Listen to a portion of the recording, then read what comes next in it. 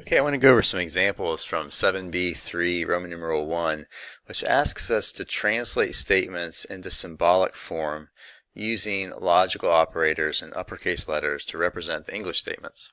So I'm going to start here with number 10. It is not the case that his business is fair or reputable.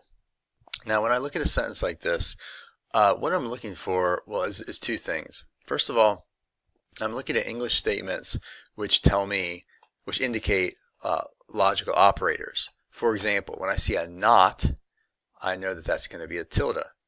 When I see an or, I'm assuming that that's going to be a disjunction sign.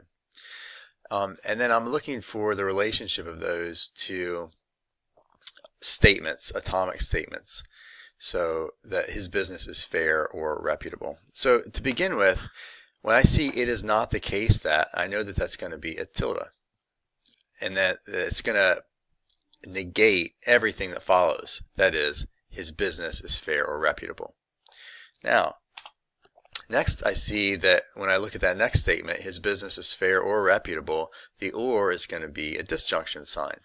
Now, on the one hand here, I see a statement on the on the left, which is a full statement. His business is fair. But how do I represent just reputable? That's not a statement. True, it's not a statement by itself, but it's short for a statement. It's short for his business is reputable.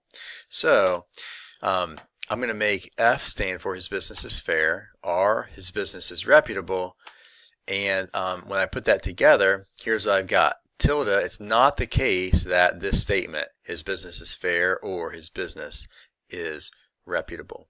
Now it's important that we have this in parentheses because what's being negated is not just that his business is fair, but that his business is either one, fair or reputable. So we've got to have those parentheses. Let's try another one. Either he is not allowed to go to the concert, or if he finishes work on time, then he can meet us at the coffee shop. Okay, so the first thing I see is this or, and that's actually going to be the main operator. You want to look for the main operator, logical operator of the sentence. So what I've got is an or statement. Either he's not allowed to go to the concert, or all this. If he finishes his work on time, then he can meet us at the coffee shop. Now, so this, here's what I see. Next, I see that there is a conditional F statement, a conditional statement on this side, the if statement. So if he finishes his work on time, I want to put in, here's the horseshoe or the arrow, then he can meet us at the coffee shop. Now, also I see here a not sign, okay? That's important too, and I didn't make a separate thing to show that, but that's also important. So let me abbreviate each of the statements. He's allowed to go to the concert. W, he finishes his work on time. M, he can meet us at the coffee shop. When we put all that together, we got it's not the case that he is allowed to go to the concert. Either that, all that, or if he finishes his work on time, W, then he can meet us at the coffee shop. So we've got to put these parentheses here. If we don't, it's going to screw everything up.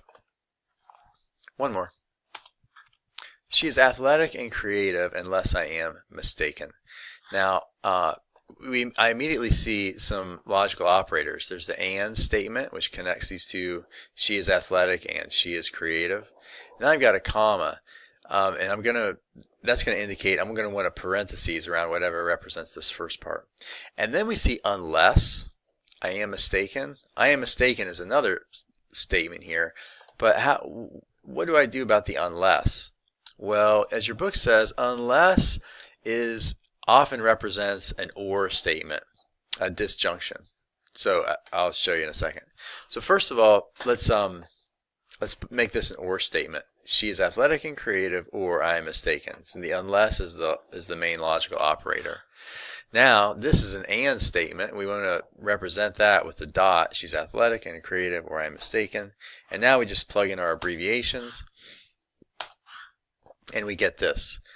She is athletic and creative, or I am mistaken.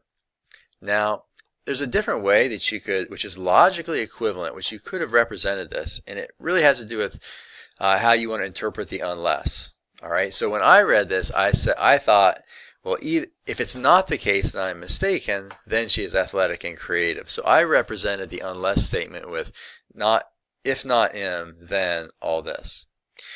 Actually, either one is correct. These are logically equivalent. This is the one that your book said, so assume that unless means or. So your basic strategy is you're looking for logical operators. You're looking for the main operator. That's really helpful in figuring out where to put your parentheses. And you're looking for the atomic statements. So that's what I'm trying to identify as I do these translations.